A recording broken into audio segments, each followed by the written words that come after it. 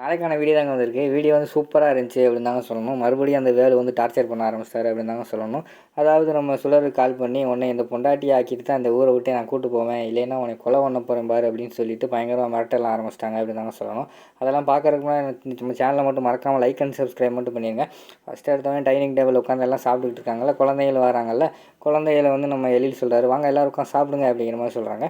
எல்லாருமே சாப்பிட்டு பார்த்துட்டு சூப்பராக இருக்குது, இன்றைக்கி சூப்பராக இருக்கா அப்படின்னு சொல்லிட்டு நிறைய சாப்பிட்டுக்கிட்டு இருக்காங்க. என்ன எல்லாருமே இப்படி சாப்பிட்டுக்கிட்டு இருக்காங்களே, சண்டை வரும்னு பார்த்தா இப்படி சுமூகமாக முடிஞ்சுக்கிட்டு இருக்குது, இதை போய் உடனே மேடம் கிட்ட சொல்லுவோம் அப்படின்னு சொல்லிட்டு செல்வி விறுவிறுன்னு போய் என் மனம் வந்து ரூமில் இருக்காங்க. மேடம் வாங்க மேடம், அங்கே வந்து எல் சார் சாப்பிட ஆரம்பிச்சிட்டாரு அப்படின்னு சொல்கிறாங்க.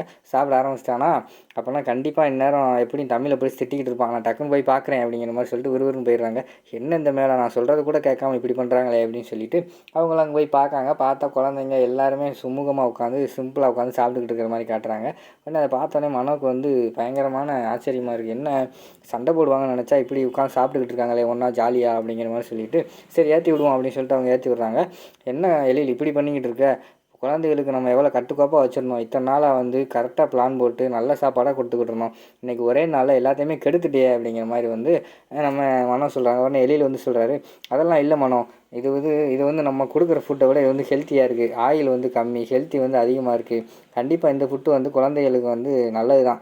அது மட்டும் இல்லாமல் ஒரே ஃபுட்டை சாப்பிட்டுக்கிட்டு இருந்தால் குழந்தைகளுக்கு கொஞ்சம் போர் அடிச்சிடும், சாப்பாட்டை பார்த்தாலே அவங்களுக்கு ஒரு வெறுப்பு வந்துடும், வித்தியாசமாக ஏதாவது பண்ணி கொடுத்தா தானே அவங்களும் இன்ட்ரெஸ்ட்டாக சாப்பிடுவாங்க, அதனால் இதுவும் ஓகே தான், இதே இனிமேல் நம்ம கொடுப்போம் குழந்தைகளுக்கு அப்படின்னு சொன்னோடனே மனோவுக்கு மூஞ்சியே இல்லை.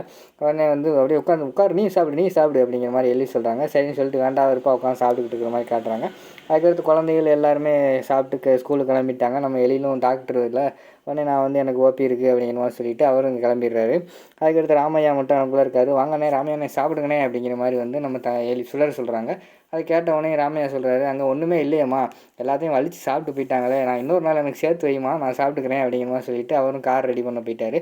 அதுக்கடுத்து வந்து நம்ம எழிலோட அம்மா வந்து சொல்கிறாங்க, தமிழ் ரொம்ப நன்றி தமிழ், நானும் இந்த ஒரு வருஷ காலமாக எங்கள் குடும்பம் வந்து இப்படி ஒன்றா உட்காந்து சாப்பிட்டதே இல்லை, குழந்தைகளுக்கு வந்து சோறு ஊட்டுறதே பெரிய கஷ்டமாக இருக்கும், சோத்தை பார்த்தாலே பயந்து ஓடுவாங்க, வேண்டாம் வெறுப்பாக தான் சாப்பிட்டுக்கிட்டு இருந்தாங்க, இன்னைக்கு குழந்தைங்க அப்படியே புன்னகையோடு நல்லா சாப்பிட்றாங்க, நம்ம எழிலும் சந்தோஷமாக சாப்பிட்டான், உனக்கு என்ன நன்றி சொல்கிறேன்னு எனக்கு தெரியல, இனிமேல் வந்து நானும் இது மாதிரி நிறைய மெனு எல்லாம் போட்டு குழந்தைகளுக்கு வந்து சமைச்சு கொடுக்க போகிறேன், ரொம்ப நல்லாயிருக்கும் அப்படிங்கிற மாதிரி சொல்லிகிட்டு இருக்காங்க. அம்மா இதுக்கு எதுக்குமா நன்றிலாம் சொல்லிகிட்டு இருக்கீங்க, ஃப்ரீயாக விடுங்கம்மா அப்படின்னு சொல்லிட்டு தமிழ் வந்து அந்த இடத்த விட்டு போயிடுறாங்க. அடுத்து மனா வந்து அங்கே ஹாஸ்பிட்டலில் போன பிறகு யார் சிசிடிவி ஃபுட்டேஜ் கேட்டிருக்காங்க. அதாவது நம்ம தமிழை துரத்திட்டு வந்தார்ல வேலு, அவரோட சிசிடிவி ஃபுட்டேஜை வாங்கி இவர் போலீஸ்காரர் தானே, கண்டிப்பாக நமக்கு தெரிஞ்ச போலீஸ்கிட்ட விசாரித்தா டீட்டெயில் கிடைக்கும், இவனுக்கும் தமிழுக்கும் ஏதோ சந்தேகம் இருக்குது, ஏதோ ஒரு டவுட் இருக்குது, அதனால தான் இவன் வந்து விரட்டும் போது அவள் வந்து பயந்து ஓடுறான், அதுவும் அவன் தைரியமாக இத்தனை பேருக்கு முன்னாடி விரட்டுறான்னா ஏதோ ஒன்று இருக்குது, நம்ம அதை கண்டுபிடிக்கணும் அப்படிங்கிற மாதிரி சொல்லிவிட்டு போலீஸ்காரங்க கால் பண்ணுறாங்க.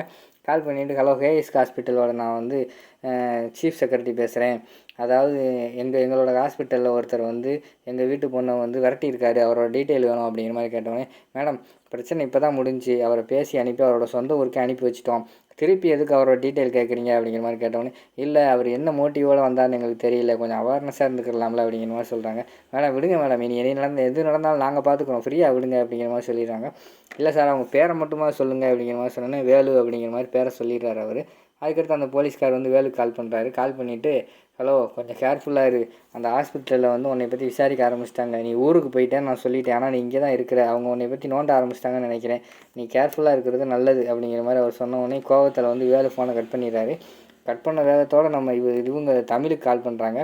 கால் பண்ணிவிட்டு ஏய் சுடர் என்ன பண்ணிக்கிட்டு இருக்க, வீட்டில் தான் இருக்கியா, வா வெளியில் தான் நின்றுட்டுருக்கேன், அவனை இங்கே இருந்து கூட்டு போகாமல் விட மாட்டேன் அப்படிங்கிற மாதிரி சொல்கிறாங்க. நம்ம சுடர் வந்து பயந்துடுறாங்க, என்ன வீட்டுக்கு வந்துட்டானா அப்படின்னு சொல்லிட்டு அங்கிட்டு இங்கிட்டு ஓடி அலைஞ்சு பார்க்காங்க. கடைசி வரைக்கும் எங்கேயுமே இல்லை. என்ன அங்கே நின்று பார்த்தா எப்படி தெரியும், கொஞ்சம் வெளியில் வந்து பாரு அப்படிங்கிற மாதிரி சொல்கிறாங்க. சரின்னு சொல்லிட்டு கொஞ்சம் வெளியிலலாம் போய் பார்க்குறாங்க. பார்த்தா அவங்களுக்குள்ள எங்கேயுமே இல்லை. அதுக்கடுத்து வந்து வேலை வந்து சிரிக்காது, என்ன பயந்துட்டியா, நான் இப்போ வரல, ஆனால் இன்னொரு நாள் கண்டிப்பாக வரேன், உன்னையும் சும்மா விட மாட்டேன், அந்த டாக்டரையும் சும்மா விட மாட்டேன், அதாவது உன்னை என்னோட மனைவியாக ஆக்காமல் இந்த ஊரை விட்டு நான் கிளம்ப மாட்டேன், அந்த டாக்டருக்கும் ஒரு முடிவு கட்டுறேன், நான் யாரும் தெரியாமல் என் மேலே கை வச்சிட்டான்ல அவனுக்கு இருக்கட்டும் அப்படிங்கிற மாதிரி வந்து வேலு வந்து சபதம் விடுற மாதிரி காட்டுறாங்க.